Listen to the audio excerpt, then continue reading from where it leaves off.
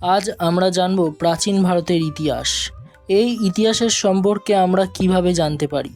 হাজার হাজার বছর আগের কোনো ভিডিও বা অত্যাধুনিক ক্যামেরা তো ছিল না। তাহলে ঐতিহাসিকরা কিভাবে জানলেন সেই সময়ের রাজা, সমাজ, ধর্ম ও সংস্কৃতির কথা? এর উত্তর লুকিয়ে আছে ইতিহাসের বিভিন্ন উপাদানের মধ্যে। আজকের ভিডিওতে আমরা সহজ ভাষায় সেটাই জানাবো। ওয়ার্ল্ড হিস্ট্রি কথা চ্যানেলে সকলকে জানাই স্বাগতম। আজ আমি আমাদের প্রাচীন ভারতের ইতিহাসের উপাদানের সম্পর্কে আমরা এই ভিডিওতে বলবো।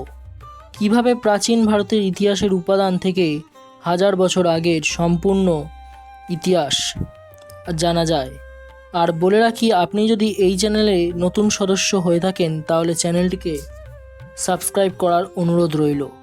আর যারা শুরু থেকেই আমাদের পাশে আছেন তাদের জানাই অসংখ্য ভালোবাসা ও আন্তরিক শুভেচ্ছা। চলুন শুরু করা যাক তাহলে।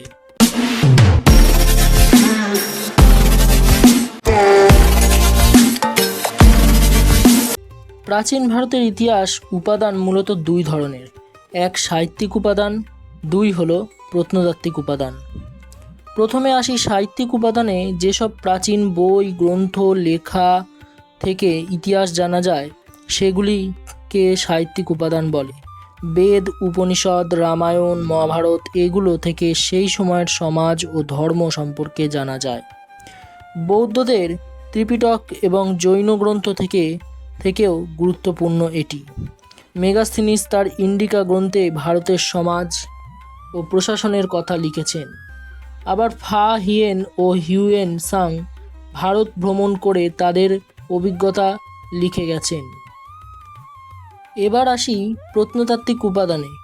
মাটির নিচে পাওয়া যায় পুরনো জিনিস, যেমন মুদ্রা, শিলালিপি, মূর্তি, মন্দির, স্তূপ, এগুলিকে প্রত্নতাত্ত্বিক উপাদান বলা হয়। অশোকের শিলালিপি থেকে জানা যায় তার ধর্মীয় নীতি ও শাসন ব্যবস্থা। প্রাচীন মুদ্রা থেকে জানা যায় রাজাদের নাম ও অর্থনৈতিক অবস্থা।